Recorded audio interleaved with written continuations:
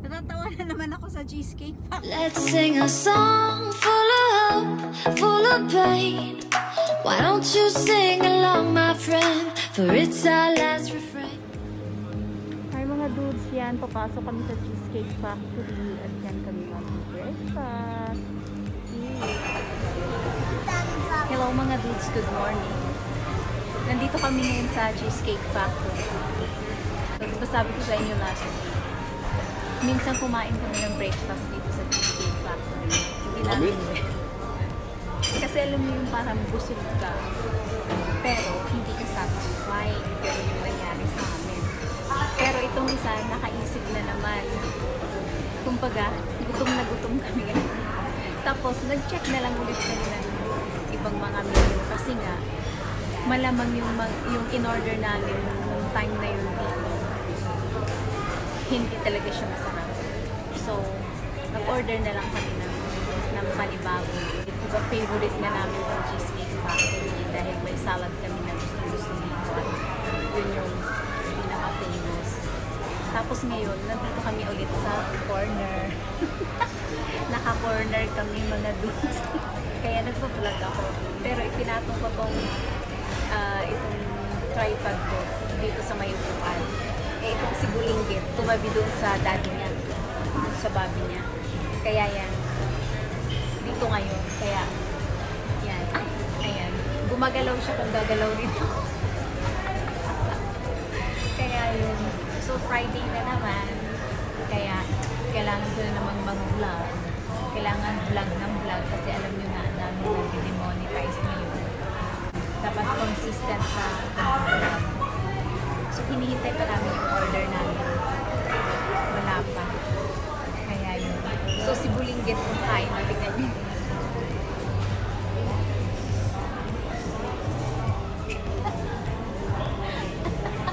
You thought you so right.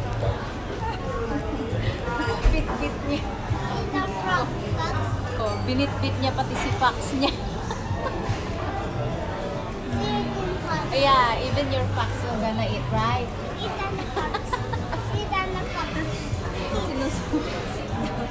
Subuan niya pati yung fox niya. Hindi ako makapag-vlog kung nasa bahay lang ako. Kaya nakakapag-vlog ako every weekends lang kung lalabas kami. Sa bahay kasi alam ko yun, syempre ang dami kong ginagawa.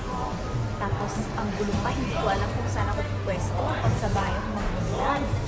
Maganda din naman sana sa park kung saan naglalaro tong si Balas.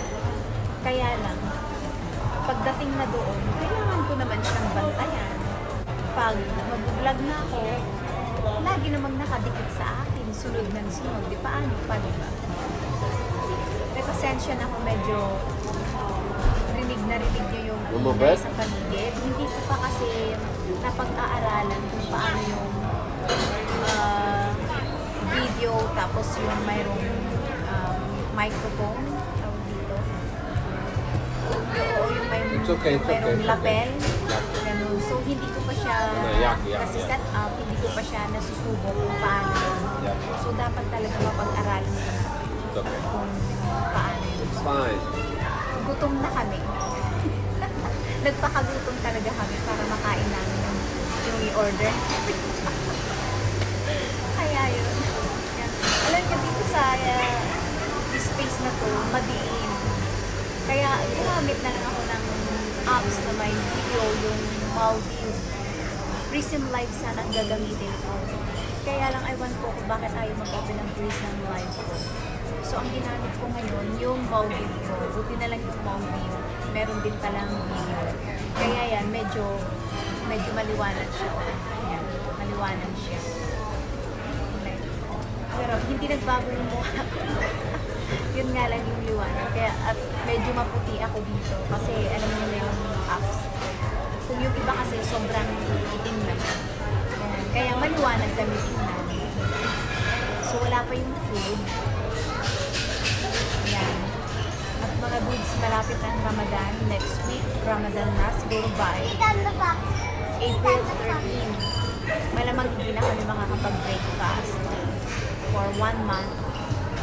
So, dinner lang kung lalabas kami ng weekend. Kasi Kasi, tulad ng sinabi ko sa inyo nung nakaraan, ito lang naman kasi yung hilig ng asawa ko, ang kumain. Siyempre, hindi ko siya pwedeng pigilan dyan. Dahil pagkain naman yan. At mas mabuti nang yan ang hilig niya kaysa mag-bisyo-bisyo siya, diba? So, hindi ako masyadong makapag-channeling. Pero ang ganda ng pwesto namin, nakatago kami, diba? Hindi nakakahiyang mag-vlog, alam nyo na.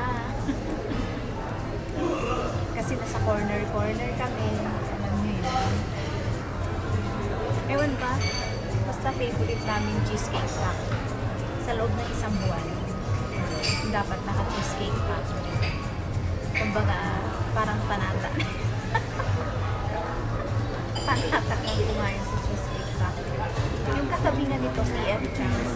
So, masarap din yung pagkain sa PF Chang's actually. Kaya yun. So, sige, mamaya na lang muna. Hinihintay pa namin yung food. Mamaya na. Ayan. Dumating na yung order namin. Ito, nakipagpalit yung asawa ko ng isa niya, no? Nung may bilog. So, ito, masarap. Kasi yung in-order namin dati, hindi. So, ito yung sa asawa ko. Tapos, ito yung sa amin. So, wala pa yung coffee. Kain muna kami. Hindi talaga kami natututo. Alam nyo ba? Diba kanina sabi ko, masarap yung baka nagkamali lang kami ng in-order sa Cheesecake Factory nung first time namin kumain ng breakfast. Tapos kanina, natatawa ako. Kanina na naman, yung in-order naming food,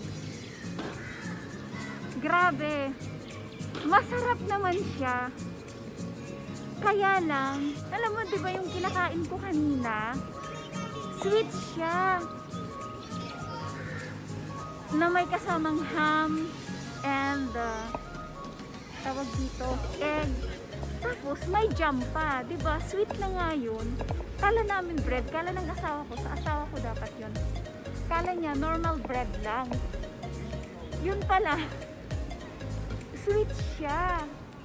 Kaya nga natatawa kami, sabi ko sa kanya, hindi na tayo natututo. Lagi na lang ganun yung nangyayari sa amin tuwing kakain kami dyan. Pag halimbawa mga dinner, okay lang, masarap naman. Favorite nga namin yan, di ba? Yung steak nila. Tapos, yung breakfast talaga, grabe, busog na naman ako. Siyempre, mafufull ka talaga doon, sobra. Ang tamis na tapos 3 piraso. Kaya sabi ko sa asawa ko, dapat nag-share na lang kami sa in-order niyang food. Ayan, pababa na kami, punta na kami ng parking. Oops!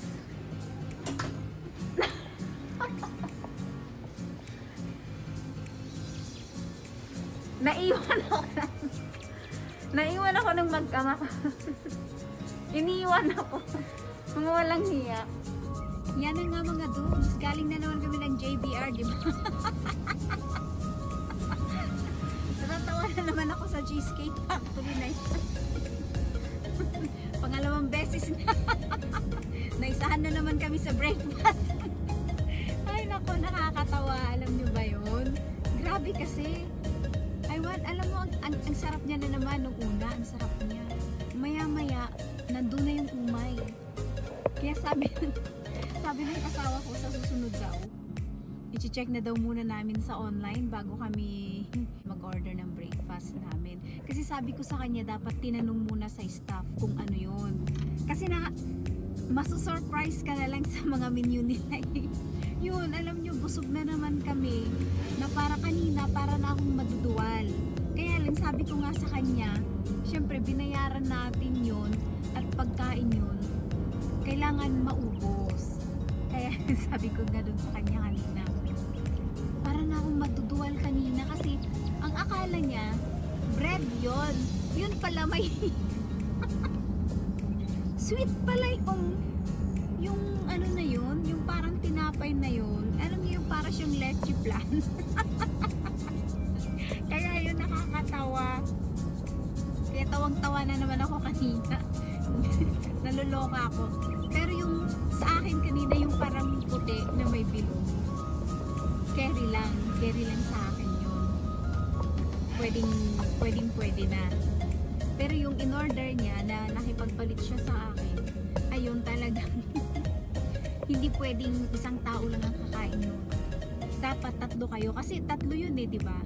Tatlo kayo, tapos may juice kayo or coffee, busog na kayo doon. Ewan lang nga, siguro dahil ako ay kunti lang kumain, tapos nag-intermittent fasting pa ako, kaya siguro para sa akin sobrang dami na nun.